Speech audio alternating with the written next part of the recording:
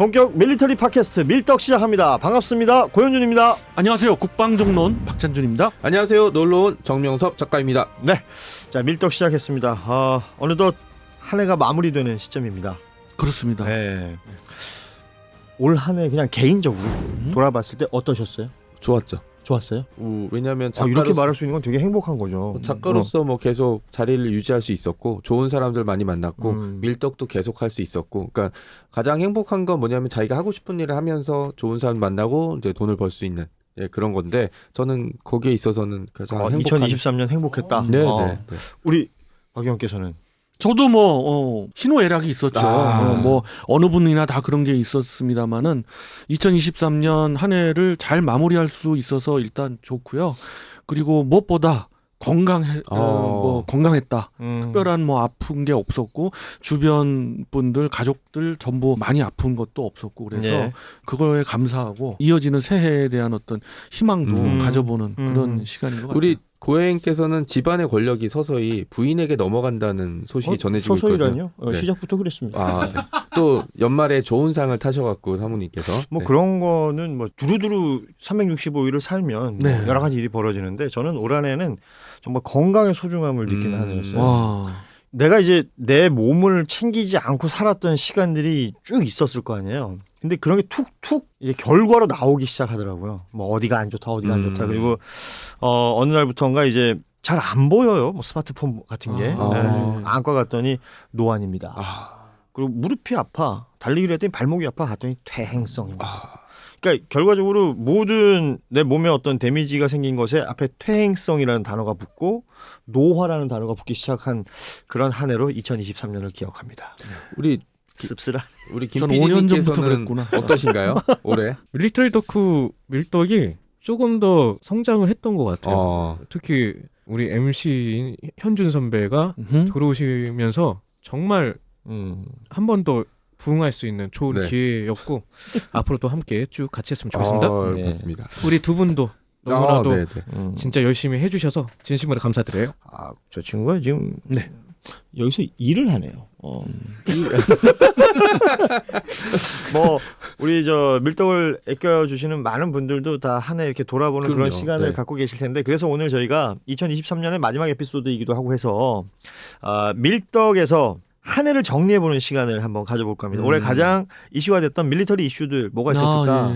요걸 이제 우리 박찬준 위원께서 탑 5를 정리를 하셨어요. 네, 10대 뉴스 이런 거 많이 발표하잖아요. 근데 우리 밀떡만의 5대 밀리터리 뉴스 이렇게 해서 한번 생각을 좀 해봤어요. 그래서 저희가 이게 무슨 순위를 매겨서 1, 2, 3, 4, 5라고 말하기 보다는 5가지 굵직한 이슈가 있었다. 이렇게 정리를 한번 해보는 게 좋을 것 같고, 시간대 순으로 그냥 쭉 한 번씩 살펴보도록 하죠. 네, 맞습니다. 우선 일단 제가 연초부터 뉴스를 접한 거는 북핵이죠. 여러 가지 탄도미사일도 발사하지만은 최근에는 이제 위성도 발사했고요. 그렇죠. 그다음에 무엇보다 연초에 통신선을 단절시켰어요. 그렇기 때문에 가장 안타까운 건 대화가 단절됐다. 채널이 끊겼다. 그렇죠. 그 단절된 첫 해가 아닌가 올해가. 그래서 뉴스로 꼽았는데 이것이 해소가 되기를 바라는 마음에서 정말 꼽아봤습니다. 박 의원님 얘기하신 건 북한이랑 다시 가까워져야 된다 이런 뜻이 아니라 상황을 통제해야 되거든요. 이게 북한에서 무슨 일이 일어났을 때 이게 어떤 의도를 가지고 있고 무슨 의도로 했는지를 우리가 빨리 파악하는 게 중요한데, 그러려면은 공식적이든 비공식적이든 채널을 유지해야 되거든요. 근데 그 채널들이 하나 둘씩 끊겨가고 있다는 지점들은 이제 저도 생각하는 좀 무서운 지점이죠. 그러다가 서로 뭔가 오해해서 일이 터져버려서 작게 수습할 수 있는 일이 크게 번져버려서 우리가 다시 피해를 입는 일이 벌어질 수 있거든요. 그러니까 현 정부의 정책에 대해서 비판하고자 하는 것은 아니다라고 얘기할 수는 있겠지만, 어쨌건 현 정부가 그런 정책을 펼치고 있고, 이거는 비단 남북만의 문제라기보다는 이제 전반적인 외교 전체의 노선 같은 것들이 좀 보이잖아요. 그렇죠. 그런데 연초에 말씀하신 것처럼 통신선이 두절되고, 그러니까 채널이 없어졌다라는 것은 시사하는 바가 워낙 크기 때문에 그 와중에 지난 한 해 동안 이제 북에서 보여줬던 일종의 무력 시위, 그렇죠. 그리고 위성 발사까지도 있었잖아요. 최근에 이슈이긴 합니다만, 이런 것들을 제가 뉴스를 보면서 안타까운 게 그런 거예요. ICBM을 쏘는데 우리 정부가 한미일 공조를 통해서 미리 알고 있었다. 뭐 이런 얘기들이 자랑스러운 것처럼 뉴스에 나오는데 그게 지금 다 쏘고 나서 미리 알고 있었다. 이런 게 무슨 의미가 있나라는 생각이 드는 겁니다. 아예 쏘지 않게끔 할 수 있는 또 다른 방법은 없었을까? 라는 생각도 들고 이게 단순히 뭐 남북 간에 이제 뭐 정상들이 만나서 뭐를 해야 된다 이거보다 물밑 채널도 있을 테고 뭐 육자 회담을 비롯한 어떤 국제 정세 속에서의 어떤 외교 라인들도 있을 테고 다양한 것도 있을 텐데 정말 경우의 수가 너무 줄어버렸어요. 그래서 좀 아쉽다라는 생각이 드는데 그 부분을 좀 또 짚어주신 것 같아요. 네, 맞습니다. 그거 더 안타까워서 한번 선정해 봤고요. 두 번째로 선정해 본 거는 누리호 3차 발사가 있었어요. 우리의 누리호. 그렇죠. 네. 23년 5월경으로 제가 기억하는데요. 누리호 3차 발사가 감격스러웠고 이제 대한민국도 우주로 가는구나. 그 발사 성공이 주는 의미하는 바는 민간도 민간이지만 군에서도 상당히 이제는 우주군으로 가는구나 라는 게 정말 뚜렷해졌고요. 거기에 더해서 이제 12월 달에 우리 4.25 위성 사업이 이제 시작이 됐잖아요. 스타트가 됐죠. 예. 몇 년 지연이 되다가 이제 한 1년 정도 지연된 것 같아요. 이제 스타트가 돼서 더더욱 그런 느낌을 받았고 그 이어서 12월 4일 날 고체 연료 로켓 이게 이제 3차 때인데 그 2022년에 뭐 1차와 2차가 있었고요. 3월과 12월에 있었던 걸로 기억하는데 이제 2023년 12월 4일 날 3차 발사를 통해서 정말 마음만 먹으면 아무 때나 소형 인공위성을 우리가 직접 쏘아서 띄울 수 있다는 그런 능력을 갖출 수 있는 시발점이 됐다는 그렇죠. 거에서 큰 의의가 되고 그래서 종합적으로 볼 때 대한민국 우주로 이렇게 정해봤습니다. 결과적으로 우리가 이제 인공위성 기술이라는 것은 뭐 그 전부터 계속 구축하고 있었고 뭐 통신위성부터 시작해서 쭉쭉쭉 발전해오는 모습을 봤지만 그걸 항상 남의 기술을 빌려서 우주로 보냈었잖아요. 네. 그걸 이제 우리 기술로 해결한다. 우리 손으로. 그러니까 이게 저희가 이제 밀떡이니까 군사적인 영역에서 본다는 것은 군사적으로 내가 주관적으로 할 수 있느냐, 주도적으로 할 수 있느냐 없느냐. 근데 내가 정말 우주에 뭘 보내야 되는데 미국에 가서 두드려야 되고, 뭐 러시아에 가서 두드려야 되고 이거 굉장히 좀 불편하잖아요. 그렇죠. 불편하고 자주국방이라고 볼 수 없죠. 그러니까요. 이 부분이 해소됐다. 네. 네, 이 부분이 참 큰 것 같아요. 그러니까 우리가 직접 배송이 가능하다. 그리고 만약에 발사체를 다른 나라를 보내주게 되면 그 나라 스케줄이 있으니까 그 나라 스케줄을 맞춰서 할 수도 있고 최악의 경우는 그냥 한번 쟤들 뭐 만들었지? 슬쩍 뜯어보거나 아니면 뭐 부품 하나 가져가서 연구해 볼 수도 있는 거고 이게 뭐 그런 작가로서의 상상력이니까 그런 문제들도 저는 더 자랑스러운 게 뭐냐면 1945년에 국권을 되찾은 이후에 진짜 아무것도 없이 시작했잖아. 있던 거는 상처 입은 사람들과 부서진 그런 거. 특히 거기다 한국 전쟁을 한 번 더 겪었어. 3년 동안. 진짜 가진 게 아무것도 없던 나라가 반세기, 70년 거죠. 이런 나라만에 우주로 로켓을 쏘아 올리고 이제 어느 정도 시간이 지나면 달에 한국인을 보낼 수 있는 그런 상황까지 왔다는 거는 정말 대단한 것 같아요. 열 손가락에 꼽을 수 있는 그 우주 열강 클럽, 그럼요. 스페이스 클럽에 들어갔다는 얘기죠. 그렇죠. 네. 그 우리 뭐 설악산이나 북한산 가면 바위에 낙서 많이들 해놨잖아요. 네. 우리 민족이 그런 민족입니다. 네. 달나라에 가서도 왔다감 이런 거 쓰고. 자, 그럼 세 번째는 어떤 걸 꼽으셨습니까? 네, 9월 26일 날 행사가 있었죠.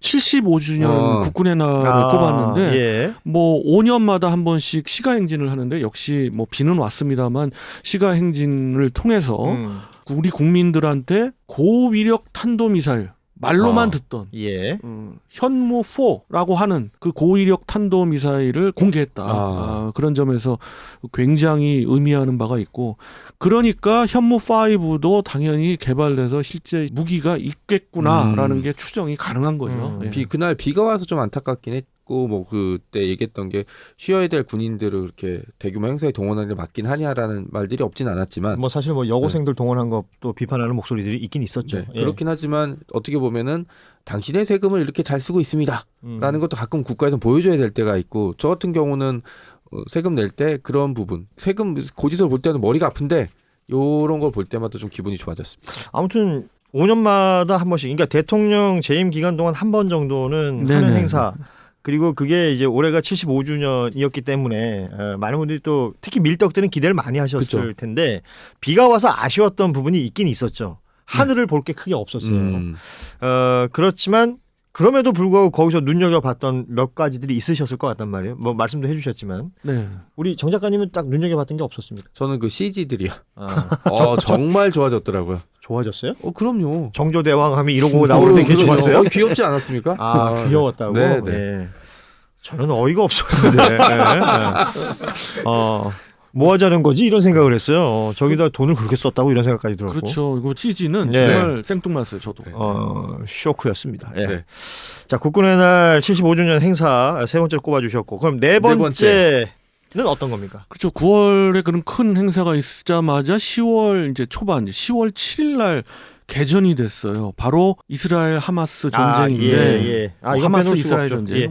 사실은 그 전까지는 우크라이나 전선 얘기를 우리가 주로 나눴고 외신들도 그 부분을 다뤘었는데 이스라엘 하마스전 지금 비교적 바로 근래이기 때문에 그렇죠. 관련 뉴스는 지금도 계속 나오고 있잖아요. 네. 예. 우크라이나전은 사실 2022년에 그렇죠. 그런 5대 뉴스, 10대 뉴스에 당연히 들어가죠. 당연히 들어가죠. 근데 이제 계속 그 전쟁, 지금도 전쟁을 하고 있으니까 제가 뉴스를 통해서 본 이제 밀리터리 5대를 선정해 봤을 때 이 이스라엘 하마스 전쟁이 정말 커다란 우리에게 다가온 뉴스였다. 시사하는 바가 정말 컸던 게 항상 보면 이스라엘이 하마스라든지 아랍을 물리치고 6.1 전쟁 같이 완벽한 전쟁을 벌였다라고 했는데 이번은 완전 반대가 돼갖고 그 커다란 그 담장, 철책 이런 게 그냥 완전 무력화됐고 가장 기억에 남는 게 음악 축제 같은 걸 하느라고 막 음악이 쿵쾅쿵 울려서 사람들이 춤추고 있는데 멀리서 무슨 새떼 같은 게 날아오는데 그걸 알고 보니까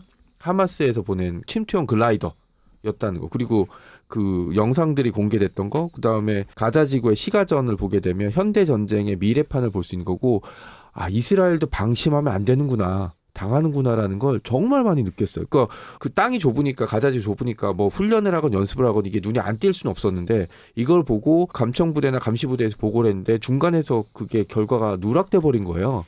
가자보다는 서한지구에 더 많은 관심을 두고 있었기 그렇죠. 때문에 이런 것들이 다 영향을 미쳤다라는 게 보도 통해서 많이 알려진 내용이고, 아이언돔이 깨졌다. 이게 이제 전쟁 나자마자 제일 많이 타전됐던 보도 내용이었잖아요. 그렇죠. 그럼 밀리터리 상식을 갖고 있는 분들은 거기에 조금 이제 갸우뚱하실 거예요. 원래 보도가 왜 이렇게 나오지? 원래 아이언돔이라는 게 완벽한 그런 무기 체계도 아니고 이 세상에 그런 공격을 받았을 없었죠. 때 완벽을 기할 수 있는 무기 체계는 지금 현재로서는 없죠.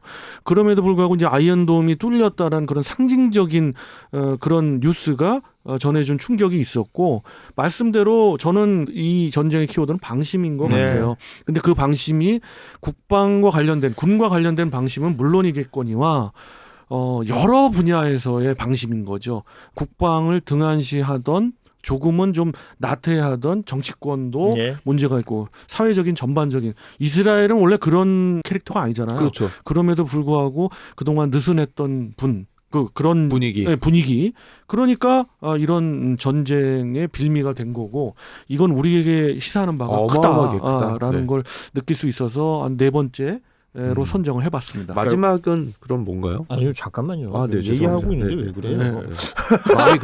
마음이 급해져서 죄송합니다. 네. 아니, 시사하는 바를 얘기하시는데 저는 이스라엘 정치권 얘기를 안 할 수가 없다. 맞아요. 그러니까 우경화된다 말은 하지만 내부 정치를 위해서 이런 위기 상황들을 어떤 식으로 이용했느냐라는 게 결과로 돌아온 게 전쟁이었단 말이에요. 그리고 무엇보다 지금도 네타냐후나 이런 사람들 TV에 나와서 계속 전쟁해야 된다라고 떠들고 있는 사람들이 있지만, 지금 이 순간에도 그 민간인들은 인질로 잡혀가 있고, 인질로 잡혀서 희생당한 사람들도 있고, 심지어는 자국 국민들을 오인해서 사격까지 했었어요. 맞아요. 그러니까 이런 일들이 벌어지고 있는 게 국제 여론적으로도 굉장히 지탄받고 있잖아요. 그러니까 정치가 어떻게 잘못 작동하면 그 국민들이, 민간인들이 어떤 고통을 겪게 되는가, 군의 낭비는 얼마나 심해지는가, 그렇죠. 이런 것들을 이번에 이스라엘에서 우리가 진짜 뼈저리게 좀 느껴야 된다라는 생각합니다. 240여 명의 인질이 생기게끔 그 발단이 된 게 네타냐후 총리만의 책임은 아니겠지만 그 정부죠. 그 정부. 그렇죠. 그 총리를 포함한 모든 정치권이 다 그랬던 것 같아요. 그렇습니다. 자, 그러면 우리가 이제 5가지 이야기를 하는데 4번째까지 왔고, 마지막 5번째를 진행해 주실까요, 그럼? 아니요, 저쪽에서 얘기해 주고 해야죠. 자, 박 의원님 5번째 알려주십시오. 네. 왜들 그래요? 역시 우리 밀떡에서 직접 나가서 취재도 했고, 2년 만에 한 번씩 돌아오죠. 아덱스 2023 아덱스를 꼽았습니다. 예. 비단 2년마다 한 번씩 돌아와서 꼽은 건 아니고요. 역시 아덱스가 진짜 진정한 아덱스였다라는 게 느껴질 정도로 이번 아덱스는 규모도 그렇고 볼거리 진짜 많았죠. 네, 그리고 볼거리도 많았고 그리고 우리의 가슴을 좀 뭉클하게 했던 바로 보라매. 보라매가 시범 비행을 통해서 온 국민한테 공개가 됐다는 거. 예. 저 같은 경우는 이제 밀리 매니아이기 때문에 여러 차례 가서 얼굴이 수검댕이가 되도록 가가지고 계속 그 보라매의 시범 비행을 봤는데 보면 볼수록 한 몇 번을 봐도 100번을 봐도 지겹지 않고 감동을 받는 그런 아마 박연희 1000번을 봐도 지겹지 않고 다른 점을 찾으실 거예요.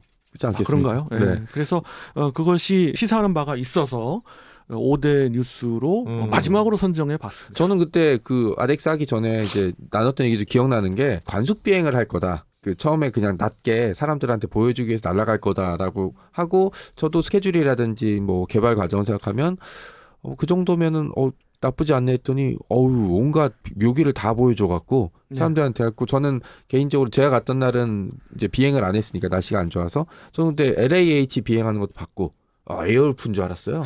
네, 그 다음에 F-35B가 갑자기 날라오셔갖고 에어울프 얘기하면 연식 나오는 거죠. 네. F-35B는 저는 실물은 처음 봤거든요. 네, 그리고 그 엔진 소리를 듣고 박 의원님이 뛰어가서 그 제일 좋은 자리 잡은 거예요. 이렇게 딱 택시 이게 올 때 하는 그래서 역시 다르구나라는 걸 다시 한번 느껴봤습니다. 사실 이번 2023 아덱스는 박찬준 위원이 얼마나 소중한 사람인가. 그럼요. 이걸 또 깨닫게 되는 어떤 시간이었던 것 같습니다. 같이 다녀야 돼요. 그렇죠. 그렇게 되나요? 그러니까 사실 진짜 뭐 어디 갤러리 미술관을 가도 그러니까 미술에 대해서 좀 해박한 분, 그러니까 큐레이터가 옆에 있는 것과 없는 건 그럼요. 크잖아요. 네. 잘 부탁드립니다. 2년 후에는 같이 가시죠. 뭐 2025년이 될까요? 네. 그 해가 빨리 왔으면 좋겠네요. 그럼요. 예. 저희가 오늘 2023년 마지막 그 방송을 맞이해서 한 해를 돌아보면서 밀떡이 뽑은 5가지 밀리터리 이슈들을 정리해봤는데 뭐 순위라기보다는 그냥 시간 순서대로 한번 쭉 나열을 해봤습니다. 그렇습니다. 그리고 여러 밀떡들은 또 다른 의견을 가지고 있을 수 있어요. 많으시겠죠. 뭐 5대 뉴스, 3대 뉴스 다 꼽으실 수 있을 텐데 만약에 그런 게 있다면 댓글로 좀 남겨주시면 저희도 함께 공유하면서 활발하게 얘기를 나눠보면 이럴 수도 있을 것 같습니다. 서로 뭐 정보의 공유가 댓글창에서 좀 활발히 일어났으면 좋겠다라는 생각을 가져보면서 오늘 방송은 여기서 마무리하도록 하겠습니다. 여러분 한 해 동안 고생 많으셨고 애쓰셨습니다. 좀 연말 잘 보내시고 저희는 내년이 보니까 용띠해더라고요. 드래곤입니다. 나의 해야. 그러면 우리 새해 복 많이 받으세요로 오늘은 인사를 나누도록 하겠습니다. 우리 밀리터리 덕후 밀떡 여러분 새해 복 많이 받으십시오. 고맙습니다. 새해 복 많이 받으세요.